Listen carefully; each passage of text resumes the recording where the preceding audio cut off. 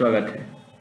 इस सीरीज में हम भारत का भूगोल पढ़ने जा रहे हैं जो सभी प्रतियोगी परीक्षाओं के लिए महत्वपूर्ण है। जिस भी एग्जाम में जीके जीएस का प्रश्न आता है उसमें यह वीडियो बहुत लाभदायक होने वाला है। चलिए तो क्लास स्टार्ट करते हैं।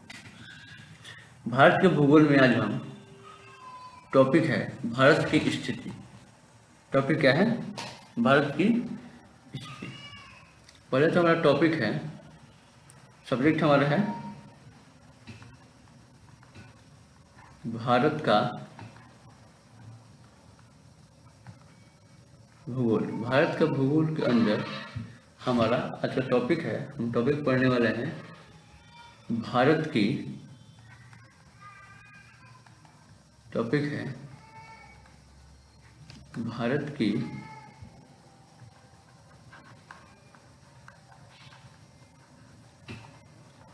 स्थिति। टॉपिक हमारा भारत की स्थिति। टॉपिक हमारा है भारत की स्थिति। आइए तो हम जानते हैं भारत की स्थिति कहाँ है। भारत की स्थिति जानने से पहले हम यह जानने की कोशिश करेंगे कि हमारा जो भारत है क्या है। जिस देश को हम भारत कहते हैं इसका नाम भारत कैसे पड़ा और इसे इसका नाम भारत कैसे पड़ा। तो इस क्रम में हम देखते हैं पहले भारत आते हैं कौन? पर्शियन। कौन आते हैं? पर्शियन, जिन्हें हम फारसी कहेंगे। फारसी आते हैं तो फारसी सिंधु नदी को तथा उसके पूरब के क्षेत्र को हिंदू कहना शुरू करते हैं। क्या कहते हैं? सिंधु नदी के पूरब के क्षेत्र को हिंदू कहते हैं और इसी हिंदू से भारत का नाम क्या पड़ता है? इसी हिंदू से आगे जाकर भारत का नाम हिंदुस्तान पड़ जाता है। जैसे हम देखें भारत को हिंदुस्तान भी कहते हैं। दूसरा बात आता है कि फिर आगे आते हैं ग्रीक। कौन आते हैं? ग्रीक। ग्रीक यानी यूनानी। आगे यूनानी आते हैं और यूनानी इसी सिंधु नदी को क्या कहते हैं? इंडस। और इसी इंडस से आगे चलकर भारत का नाम क्या पड़ता है?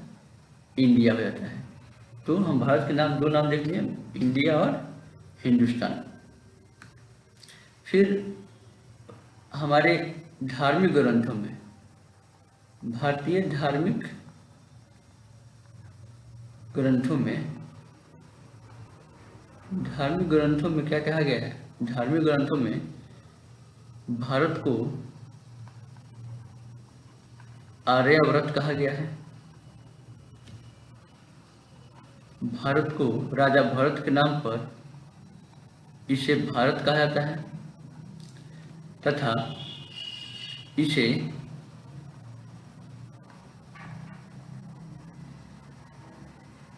जम्बू द्वीप, भारत को जम्बू द्वीप भी कहा जाता है। जम्बू द्वीप कहाँ कहा गया इसको? तो जैन धर्म के जो मानने वाले लोग हैं, जैन धर्म के क्या कहेंगे? अनुयायी। कौन? जैन धर्म के अनुयायी जो है, इन्हें क्या कहते हैं? भारत को जम्बू द्वीप कहते थे। ये तो हो गया हमारा ऐतिहासिक परिप्रेक्ष्य, यानी ऐतिहासिक रूप से भारत को किस नाम से जाना जाता है। लेकिन अब आते हैं आधुनिक भारत में कि भारत को किस नाम से जाना जाएगा। तो भारतीय संविधान, कौन? भारतीय संविधान में भारत के नाम का प्रावधान है। भारतीय संविधान का आर्टिकल 1 क्या कहता है? कहता है India that is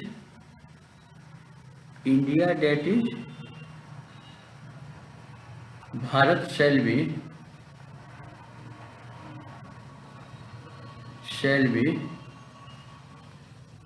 union of state. यानी कहने का मतलब जो इंडिया है जिसे भारत कहा जाएगा वो क्या होगा? यूनियन ऑफ स्टेट हो गया, नहीं राज्यों का संघ हो गया। तो देखिए हमारे संविधान में भारत, इंडिया और भारत दोनों शब्द का क्या जिक्र किया गया है। क्यों? क्योंकि अंतर विवादों को दूर किया जा सके। यानी देखिए धार्मिक ग्रंथ से भारत लिया गया है और इंग्लिश यानी ग्रीक जो इंडिया प्रयोग करते थे, जो अंग्रेज आए तो उन्होंने इंडिया शब्द का प्रयोग किया, इससे इंडिया शब्द लिया गया है। चलिए आगे बढ़ते हैं, आगे बढ़ते हैं हम। अब देखते हैं, टॉपिक स्टार्ट करते हैं, भारत की स्थिति। जो हमारा टॉपिक था भारत की स्थिति। भारत की स्थिति से क्या तात्पर्य है? यानी स्थिति करने वाले इंडियाज लोकेशन ऑन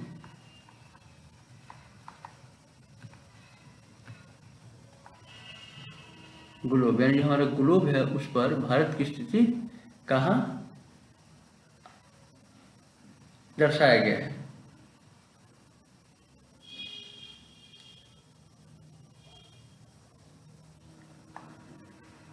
तो देखिए मान लीजिए ये हमारा ग्लोब है, क्या है? ग्लोब है, ये हो गया नॉर्थ और ये हो गया साउथ। हम जानते हैं कि ग्लोब के बीचों बीच क्या आता है? ग्लोब के बीचों बीच जो रेखा आता है उसे 0 डिग्री कहते हैं, और उसके ऊपर जो रेखा आता है उसे 23.5 डिग्री नॉर्थ, और जो नीचे आता है उसे 23.5 डिग्री साउथ कहते हैं। तो ऊपर वाला जो 23.5 डिग्री नॉर्थ है, इसी के करीब में क्या है? हमारा छोटा सा भारत स्थित ऐसे है। यानी इसी स्थिति को हम देखेंगे बड़े स्तर पर कि हमारे भारत कहाँ है, इसकी देशांतरीय अक्षांशीय विस्तार क्या है। तो इसी का हम यहाँ फिगर बनाते हैं। देखिए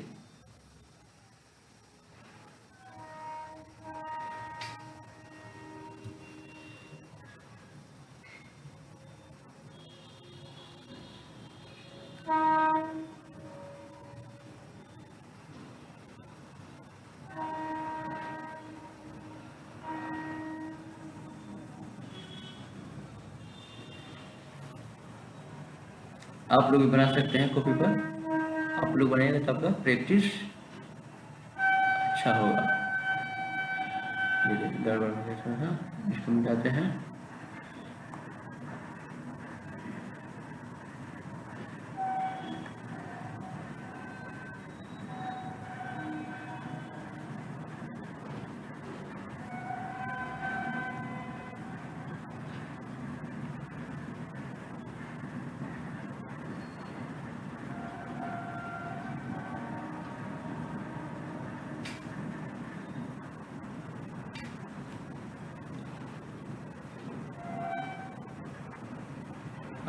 ये लगभग क्या है? ये हमारा भारत प्यारा सा दिख रहा है। अब इसकी हम स्थिति देखेंगे कि ग्लोब पर इसकी स्थिति क्या है। तो यहाँ देखिए जो ऊपर है, ऊपर जो है ये हमारा 37 डिग्री 6 मिनट नॉर्थ से लेकर दक्षिण में आएंगे तो ये दक्षिण में 8 डिग्री 4 मिनट नॉर्थ तक विस्तार में। ये हमारा क्या हो गया? अक्षांशीय विस्तार हो गया। अब देशांतरीय विस्तार की बात करेंगे तो 68 डिग्री 7 मिनट ईस्ट से लेकर यहाँ 97 डिग्री 25 मिनट ईस्ट तक विस्तारित है। भारत के ये तो हमारा अक्षांशीय और देशांतरीय विस्तार। भारत के बीचों बीच यही एक रेखा जो है ना, यहाँ जो हम लोग देखे थे, यहाँ जो देखे थे 23 डिग्री एंड हाफ नॉर्थ, यही रेखा जो है, इसी रेखा का नाम क्या है? इसी रेखा को हम कहते हैं कर्क रेखा। क्या कहते हैं? इसी रेखा को हम कहते हैं कर्क रेखा। अब जो बात आता है जो अक्षांशीय और देशांतरीय विस्तार है, तो भारत उत्तर से लेके दक्षिणतम बिंदु तक, उत्तर से लेके दक्षिणतम बिंदु तक क्या है? भारत का उत्तर से लेकर दक्षिण बिंदु तक विस्तार देखते हैं तो क्या है? यह लगभग जो है 29 डिग्री है। क्या है? 29 डिग्री। और पश्चिम से लेकर पूरब तक का विस्तार भी देखते हैं तो भी क्या है? वो भी लगभग 29 डिग्री है। अब इस 29 डिग्री का जो मान है, जो पूरब से पश्चिम है, क्या है? ईस्ट टू वेस्ट विस्तार, पूरब से पश्चिम विस्तार जो है, उसे क्या कहते हैं? उसे कहते हैं लॉन्गिट्यूडिनल। क्या बोलते हैं? Longitudinal stretch. क्या कहते हैं?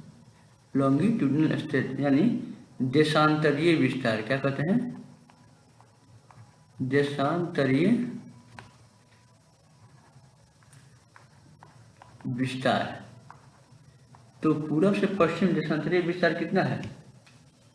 पूरब से पश्चिम देशांतरीय विस्तार की बात करेंगे तो यह 68 डिग्री 7 मिनट ईस्ट से लेकर 97 डिग्री 25 मिनट ईस्ट तक फैला हुआ है।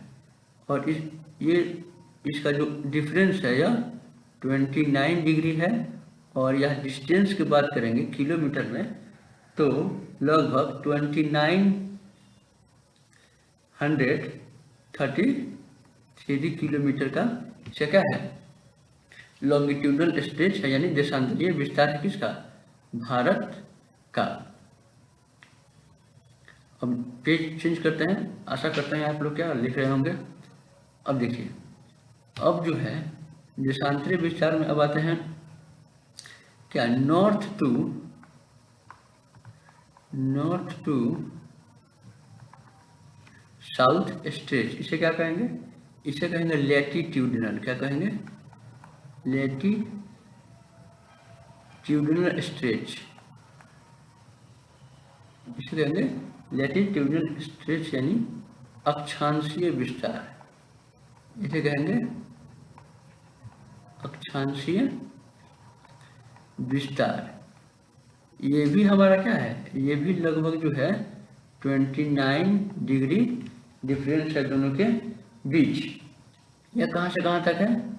8 डिग्री 4 मिनट नॉर्थ से लेकर 1 डिग्री 4 मिनट नॉर्थ से लेकर 37 डिग्री 6 मिनट नॉर्थ तक है। इसका अगर डिस्टेंस की बात करेंगे तो इसका डिस्टेंस क्या है? 32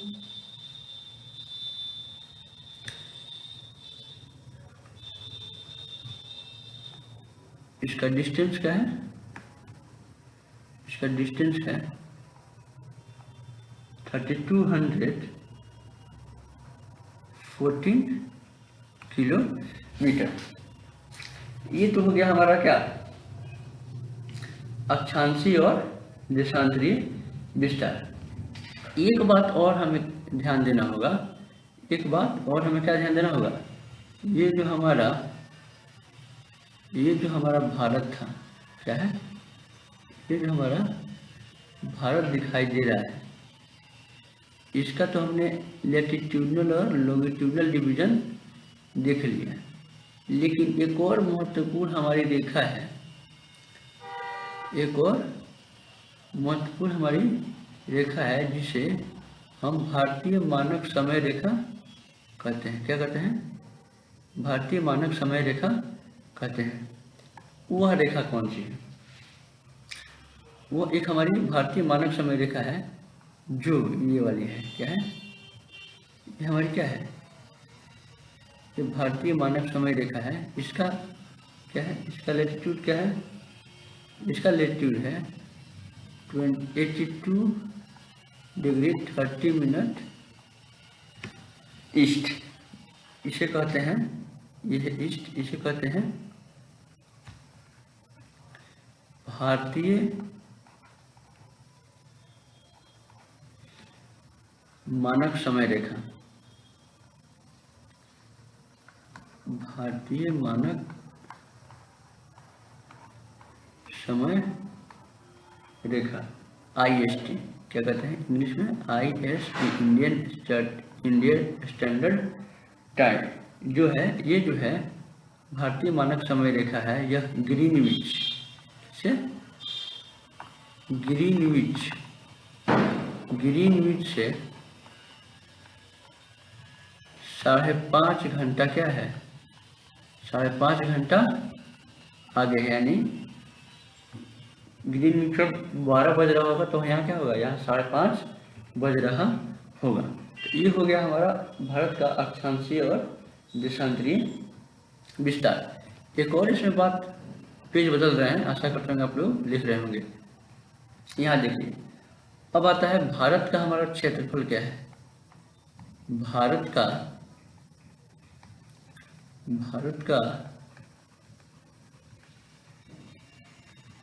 क्षेत्रफल क्या? भारत का क्षेत्रफल। तो भारत का क्षेत्रफल है, सॉरी मिस्टेक हो रहा है, भारत का क्षेत्रफल है 32,82,263 स्क्वायर किलोमीटर क्या है? भारत का एरिया है। इसे हम लगभग अगर माने तो लगभग 33 लाख किलोमीटर लिख सकते हैं। 33 लाख वर्ग किलोमीटर क्या लिख सकते हैं? 33 लाख वर्ग किलोमीटर। आप लोग लिखते रहिए, नोट्स बनाते रहिए, नोट्स बहुत फायदेमंद होगा। जो ये जो क्षेत्रफल है भारत का, यह विश्व में भारत में विश्व का 7वां सबसे बड़ा देश बनाता है। 7वां सबसे बड़ा देश बनाता है, सबसे बड़ा देश बनाता है। ये जो 33 लाख वर्ग किलोमीटर क्षेत्र होने के कारण भारत विश्व का 7वां सबसे बड़ा देश बन जाता है। जो 33 लाख वर्ग किलोमीटर क्षेत्र, यह पृथ्वी के भूभाग का, पृथ्वी के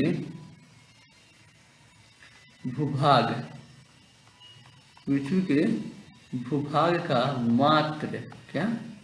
मात्र कितना प्रतिशत है?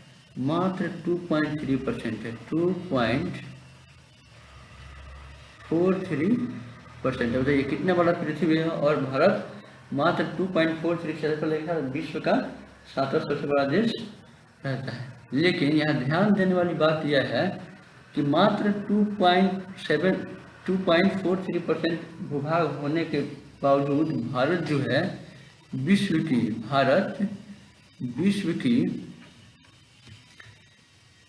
17.5% आबादी, भारत विश्व की 17.5% आबादी भारत में रहती है। आबादी भारत में रहती है। जो आज क्या हो गई है? आज विश्व की सबसे बड़ी आबादी हो गई है। आज विश्व की सबसे बड़ी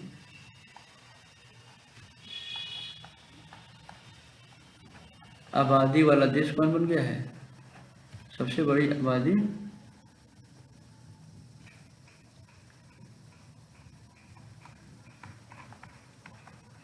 वाला देश हो गया कौन? भारत। सबसे बड़ी आबादी वाला देश भारत हो गया। अब यहाँ देखिए, यहाँ ध्यान देने वाली बात यह है कि मात्र भूभाग क्या है? भूभाग 2.43% है, लेकिन जो जनसंख्या रह रही है वो 17.5% रह रही है। इसका कहने का मतलब क्या है? यानी यहाँ जनसंख्या घनत्व क्या होगा? जनसंख्या घनत्व बहुत अधिक होगा, यानी पर स्क्वायर किलोमीटर क्षेत्र में लोगों की संख्या क्या होगी? बहुत अधिक होगी। आशा करते हैं आप लोग ये बात सब लिख रहे होंगे। अब एक इम्पोर्टेंट बात यह आती है कि हम तो भारत की स्थिति समझ लिए, जान लिए। अब भारत के जो राज्य हैं या अब भारत के जो पड़ोसी हैं, उनसे जो है उनका भी परिचय हम क्या हो रहा है, उनका भी परिचय कर लेना आवश्यक है। तो चलिए भारत के जो पड़ोसी हैं उनका भी क्या करते हैं, थोड़ा थोड़ा परिचय कर लेते हैं। फिगर आप लोग बनाइएगा तो क्या होगा, प्रैक्टिस होगा, और प्रैक्टिस होगा तो आप लोग की गुणवत्ता बढ़ती जाएगी।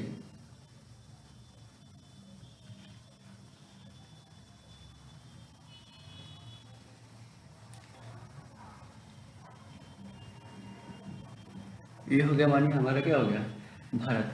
अब बात यह आती है तो देश की साथ सीमा, भारत के किन किन देशों के साथ सीमा लगती है। तो ये देखिए, यहाँ ये जो क्षेत्र देख रहे हैं आप, ये वाला क्षेत्र जो ग्रीन कलर में जा रहा है, ये हमारा हो गया क्या, पाकिस्तान के साथ सीमा लग रहा है। ये जो आप रेड वाला देख रहे हैं, ये जो आप रेड वाला इधर देख रहे हैं, इधर इतना, फिर थोड़ा सा यहाँ पे, और फिर आपका यहाँ अरुणाचल प्रदेश वाला क्षेत्र, ये हमारा सीमा लगता है चाइना के साथ। किसके साथ? चाइना के साथ। और उसी के बीच में एक बफर स्टेट के रूप में आता है कौन, ये हो गया नेपाल, ये हो गया भूटान, ये हो गया हमारा बांग्लादेश, ये हो गया म्यांमार, और यहाँ थोड़ा सा क्षेत्र लगता है ऊपर कश्मीर के साथ, क्या है, अफगानिस्तान। और नीचे जो है, नीचे आइएगा तो नीचे एक छोटा सा देश है जिसके साथ जलीय सीमा लगता है, असली सीमा नहीं लगता। यह कौन है? यह है श्रीलंका। कौन है? यह है श्रीलंका। ये तो हो गया हमारे देश के साथ बाउंड्री को किसके साथ लगता है। अब आता है बात की सबसे बड़ी बाउंड्री किसके साथ लगती है। सबसे बड़ी बाउंड्री किसके साथ लगती है? तो भारत की सबसे बड़ी बाउंड्री बांग्लादेश के साथ लगती है 4096 किलोमीटर। कितनी? 4096 किलोमीटर। उसके बाद चीन के साथ लगती है। चीन के साथ कितनी सीमा लगती है? 3917 किलोमीटर। चीन के साथ 3917 किलोमीटर। पाकिस्तान के साथ 3310 किलोमीटर की सीमा लगती है। कितनी? 3310 किलोमीटर सीमा। उसके बाद नेपाल के साथ 1752। कितना? 1752 किलोमीटर की सीमा किसके साथ लगती है? नेपाल के साथ लगती है। उसके बाद म्यांमार है, उसके बाद भूटान है, उसके बाद अफगानिस्तान है। तो एक क्रम देखें तो क्रम के रूप में सबसे पहले कौन है? सबसे पहले है बांग्लादेश। क्या है? बांग्लादेश।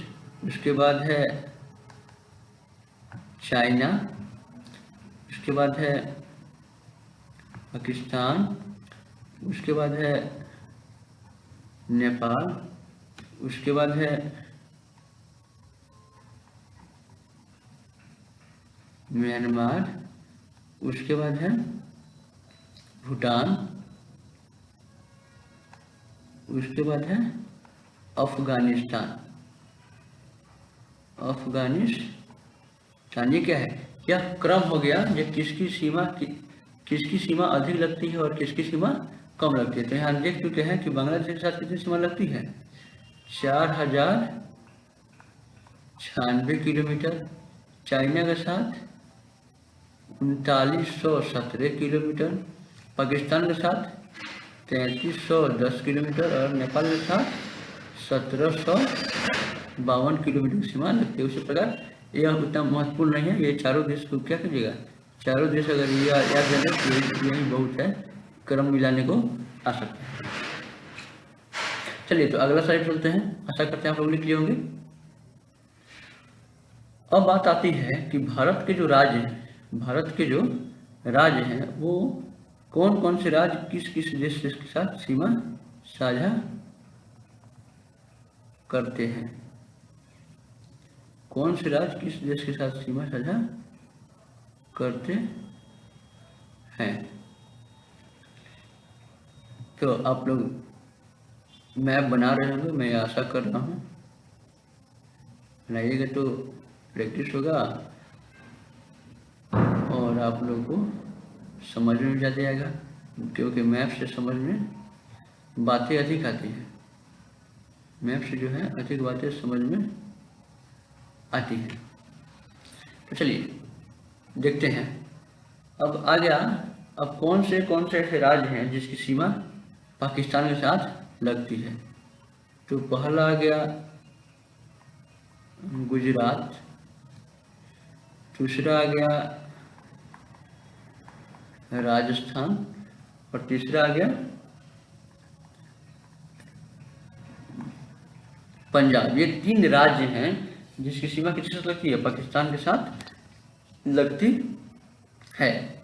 उसके बाद आते हैं, उसके बाद क्या आते हैं, उसके बाद आते हैं इधर चीन और नेपाल के साथ सीमा साझा करने वाले देश। तो इधर ये हिमाचल प्रदेश, कौन, हिमाचल प्रदेश, उत्तराखंड, यूपी,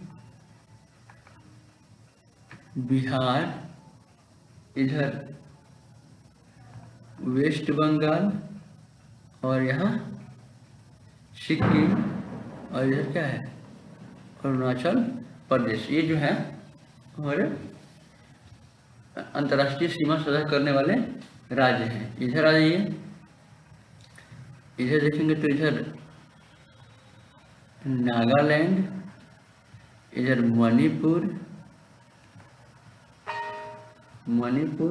इधर मिजोरम, कौन, मिजोरम, यहाँ त्रिपुरा,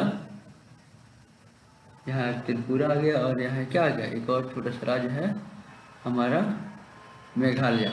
ये सब जो राज्य हैं ये अंतर्राष्ट्रीय सीमा साझा करते हैं। अंतर्राष्ट्रीय सीमा मतलब किसी देश के साथ सीमा साझा करते हैं। ये तो हो गया हमारा जो अंतर्राष्ट्रीय सीमा साझा करते हैं। अब वैसे राज्य जो समुद्री सीमा साझा करते हैं, यानी वैसे राज्य जिसका बॉर्डर किसके साथ लगा है, समुद्र के साथ लगा है, तो उसमें आता है हमारा गुजरात, महाराष्ट्र, कहता है महाराष्ट्र, उसके बाद आएगा आपका गोवा, उसके बाद आएगा कर्नाटक, फिर उसके नीचे केरल, इधर देखिएगा तो तमिलनाडु, फिर आएगा हमारा आंध्र प्रदेश, कौन, आंध्र प्रदेश, फिर उड़ीसा और यहाँ फिर कौन सा आएगा वेस्ट बंगाल। ये जो राज्य हैं ये समुद्र के साथ सीमा साझा करते हैं। ये समुद्र के साथ सीमा साझा करने वाले क्या हैं, राज्य हैं। अब ये तो हो गए अंतर्राष्ट्रीय सीमा साझा करने वाले राज्य और समुद्री सीमा साझा करने वाले राज्य। क्या कुछ ऐसे भी राज्य हैं जो क्या करते हैं, जो किसी के साथ सीमा साझा नहीं करते हैं, यानी जो न तो अंतर्राष्ट्रीय सीमा साझा करते हैं और न ही समुद्र के साथ सीमा साझा करते हैं, यानी वह किसी न किसी राज्य से क्या हुए हैं, घिरे हुए राज्य हैं।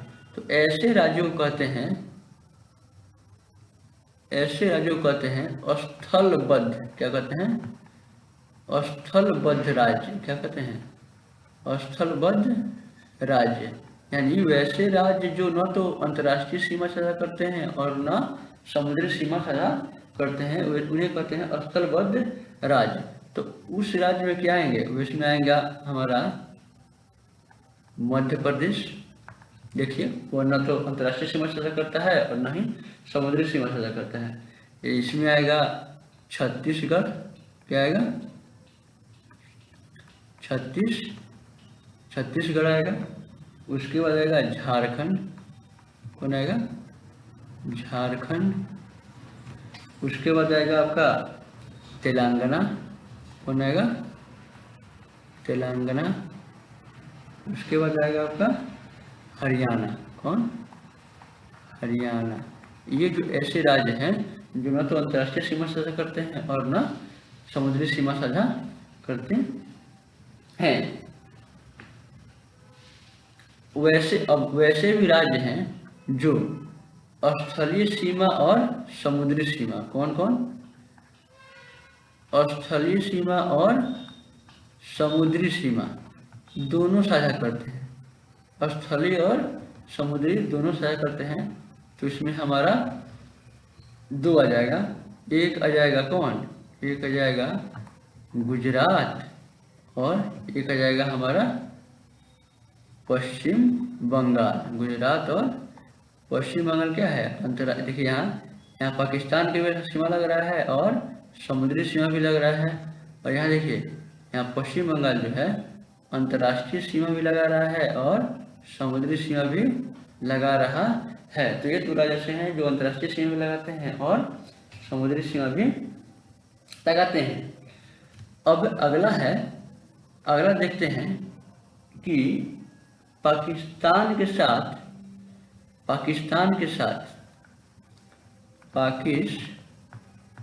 साथ सीमा साझा करने वाले राज्य और केंद्र शासित प्रदेश कौन कौन है। तो यहाँ तो हम देखे पहले गुजरात देख लिए, राजस्थान देख लिए,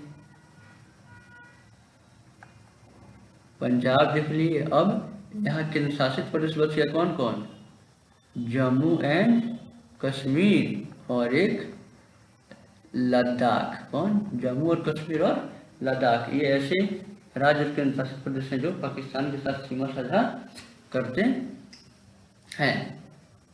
अब पाकिस्तान का देख लिए तो चीन का भी देख लेते हैं। कि जो हमारा चीन है, चीन यहाँ जो है, चीन के साथ कौन कौन से राज्य और केंद्र शासित प्रदेश सीमा साझा करते हैं। तो इसमें आ जाएगा आपका पहले लद्दाख, कौन, लद्दाख आ जाएगा। उसके बाद हिमाचल प्रदेश आ जाएगा। उसके बाद उत्तराखंड आ जाएगा। यूके से उत्तराखंड समझिएगा, यूनाइटेड किंगडम में समझिएगा। उसके बाद आ जाएगा सिक्किम, क्या आएगा, उसके बाद आएगा सिक्किम के बाद आ जाएगा अरुणाचल प्रदेश। ये ऐसे राज्य हैं जो राज्य और केंद्र शासित प्रदेश चीन के साथ सीमा साझा करते हैं। अब इसी कड़ी में देखते हैं जो बांग्लादेश है, कौन, हमारा पड़ोसी बांग्लादेश, है। बांग्लादेश के साथ कौन कौन से राज्य और केंद्र शासित प्रदेश सीमा साझा करते हैं। तो बांग्लादेश में आ जाएगा, एक तो आएगा पश्चिम बंगाल, देख रहे हैं, पश्चिम बंगाल आ जाएगा। पश्चिम बंगाल के बाद असम, कौन आएगा, असम के बाद मेघालय और मेघालय के बाद त्रिपुरा और त्रिपुरा के बाद क्या आएगा, त्रिपुरा के बाद मिजोरम। ये जो है, ये 5 राज्य जो हैं बांग्लादेश के साथ सीमा साझा करते हैं। अब इतना सारा देख लिए तो अभी देख लेते हैं नेपाल के साथ, देख लेते हैं किसके साथ, नेपाल। जो नेपाल है, नेपाल के साथ कितने राज्य जो हैं सीमा साझा करते हैं। तो नेपाल के साथ देखिएगा